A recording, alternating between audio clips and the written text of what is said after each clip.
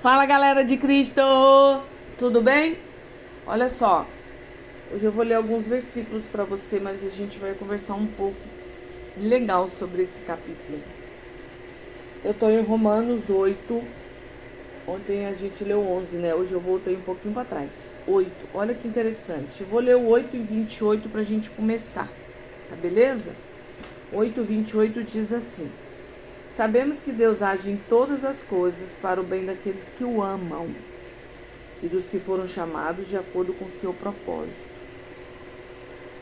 Você tem um propósito? Várias perguntas hoje, vai. Você tem um propósito? Você tem certeza que Deus te ama? Uma coisa que eu tô lendo nesse capítulo que é muito interessante. Esse subtítulo desse versículo que eu li diz: mais que vencedores. Nós somos mais que vencedores em Cristo Jesus. Só que tem uma coisa que é muito interessante. Todos nós somos feitos criaturas. Todo mundo é uma criatura do Senhor. A gente se torna filhos quando a gente aceita o Senhor Jesus como nosso único Senhor e Salvador. Aí o Espírito vem sobre as nossas vidas. Qual Espírito, Lu? O Espírito Santo. Olha só, versículo 1 e 2 do 8. Portanto, agora já não há condenação para os que estão em Cristo Jesus. Versículo 2. Porque por meio de Cristo Jesus, a lei do Espírito e da vida me libertou da lei do pecado e da morte. Todos nós fomos destinados ao matadouro como ovelha. Está escrito aqui mais no final desse mesmo capítulo. É uma tarefa de casa, ler o capítulo 8 todinho, prestar atenção em tudo isso que eu estou te falando aqui. Nós fomos destinados ao matadouro para sermos mortos, como a criatura que nasceu e morreu. Só que, por meio de Jesus Cristo que morreu por nós, quando a gente aceita essa morte, esse sacrifício de cruz por nós, o Espírito Santo passa a habitar em nós. E a gente tem uma vida. A gente se torna filho, herdeiro e co-herdeiro da promessa. Está escrito nesse mesmo capítulo. E aí é interessante porque aqui disse assim, ó, versículo 5, olha: quem vive segundo a carne tem a mente voltada para o que a carne deseja. O que é essa carne, Lu? A carne é o ser humano, é isso aqui, ó. A carne são os pecados, as vontades desse mundo, pecado, tudo aquilo que agrada a carne, vamos dizer assim, é pecado. E aí, vou ler de novo o versículo 5. Quem vive segundo a carne tem a mente voltada para o que a carne deseja, mas quem vive de acordo com o Espírito tem a mente voltada para o que o Espírito deseja. Esse Espírito é o Espírito Santo. Versículo 6. A mentalidade da carne é morte, mas a mentalidade do Espírito é vida. Olha como é o oposto, é 880. Versículo 7. A mentalidade da carne é inimiga de Deus, porque não se submete à lei de Deus, nem pode fazê-la. Versículo 8. Quem é dominado pela carne não pode agradar a Deus. Por isso que às vezes a gente está aí na igreja e a gente fala assim: essas coisas são do mundo. São coisas que agradam a carne, não agradam ao Espírito.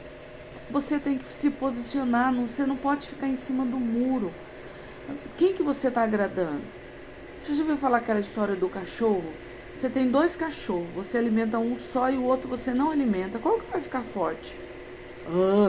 É lógico que é o cachorro que você está dando mais alimento. O espírito e a carne é a mesma coisa. Se eu alimentar só a minha carne vai ficar forte, meu espírito fica fraco. Se eu alimentar meu espírito comendo a palavra, meu espírito vai ficar forte e a minha carne vai ficar fraca. Imagina ficar sem comer um mês. Você vai ficar forte? Não, você precisa de alimento físico para a gente nos sustentar. E o espírito é a mesma coisa. Se eu não me alimento, se eu não alimento o meu espírito, eu fico fraca. Eu preciso comer da palavra, me alimentar da palavra, ler a palavra para me aprender. Lembra que a gente falou ontem de Oséias O povo sofre porque falta conhecimento. Então eu preciso ter conhecimento para mim alimentar meu espírito. E muitas vezes tem muitas pessoas assim, em vez de você pensa aí, não precisa me falar não, mas pensa, se você não conhece gente que precisa beber, precisa fumar, precisa usar droga, precisa se prostituir, precisa trair o marido, precisa trair a esposa, é uma coisa que está dentro da pessoa, é um mal estranho, porque a pessoa só alimenta a carne, tá vendo prostituição na televisão, tá vendo adultério, tá vendo coisa ruim na TV o tempo todo, tá alimentando a pessoa com fofoca na internet, só fica vendo aquele site de fofoca, adora ver a maldade, adora ver o outro se ferrar, gosta de ver a pessoa ser presa, ser morta na televisão, é estranho demais. Isso é alimentar a carne. Você acha mesmo que Deus... Eu falei uma coisa uma vez na igreja e é a mais pura verdade. Imagina, toda vez que você tiver em dúvida numa coisa, se é certo ou se é errado, se coloca como se você fosse Jesus. Ou melhor, se Jesus estivesse no seu lugar, o que ele faria? Aí tá passando um filme de prostituição, de coisa ruim, ou de morte, de assassinato, de demônio, de um monte de coisa esquisita. Você acha que Jesus ia estar ali? Você acha que Jesus ia querer assistir aquilo ali? Você acha que Jesus quer o mal do vizinho, quer o mal da outra pessoa? Jesus fica com fofoca, com mentira? Então coloca Jesus na situação. Se fosse Jesus, ele ia estar nessa fofoca aqui. Você está no seu emprego e tem uma fofocaiada feia lá. Sai fora. Sai fora. Jesus não ia ficar ali. É a roda dos escarnecedores, está escrito no Salmo, tem que sair fora. Então, assim, são coisas que a gente vai aprendendo no dia a dia, mas a gente vai aprender baseado na palavra. O que eu estou te falando aqui é palavra, eu acabei de ler Romanos. Entende? Um outro versículo lindo que diz assim, ó, versículo 37, mas em todas as coisas somos mais que vencedores por meio daquele que nos amou. Jesus morreu por nós, ele nos amou tanto que ele deu a própria vida por nós. E aí eu vou ler os últimos versículos para você ver que lindo. Pois estou convencido de que nem a morte, nem a vida, nem anjos, nem demônios, nem o presente, nem o futuro, nem quaisquer poderes, nem altura, nem profundidade, nem qualquer outra coisa na criação será capaz de nos separar do amor de Deus que está em Cristo Jesus, nosso Senhor. O que pode te separar do amor de Deus? Será que é a mentira de alguém, a fofoca de alguém? É a intriga de alguém? É a calúnia? O que pode te separar do amor de Deus? Nada pode te separar. Creia nisso. Tenha fé. Busca o Senhor enquanto se pode achar. Ora, clama ao Senhor.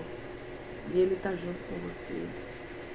Versículo 32. Aquele que não poupou o seu próprio filho, mas o entregou por todos nós, como não nos daria juntamente com Ele de graça todas as coisas? É só você pedir, é só você clamar. Só que não adianta você pedir para Deus te abençoar e estar fazendo coisa errada. Fica ligada. Vamos orar? Senhor, eu quero te agradecer por essa palavra linda e maravilhosa, nesse capítulo 8, que falou tanto ao meu coração, tanto aos nossos corações. Eu declaro que nós somos mais do que vencedores, como está escrito aqui no versículo 37, por meio daquele que nos amou, que foi o seu Filho Jesus. Papai, gere em nossos corações essa fé e essa certeza que o Senhor não nos poupa de nada, o Senhor não nos poupa de nos abençoar com coisas grandiosas e perfeitas. Eu abençoo a sua casa, eu abençoo a sua família, os seus filhos, o seu trabalho, o seu casamento. Eu abençoo as suas finanças, a sua sementeira. Eu declaro a paz do Espírito Santo sobre o seu lar nessa hora. Na hora que você ouvir esse vídeo, ver esse vídeo, assistir, a paz do Senhor vai entrar no seu lar, na sua casa, na sua vida e no seu coração. Porque você é templo do Espírito Santo. Amém? Fica ligada. Deus te abençoe. Até amanhã.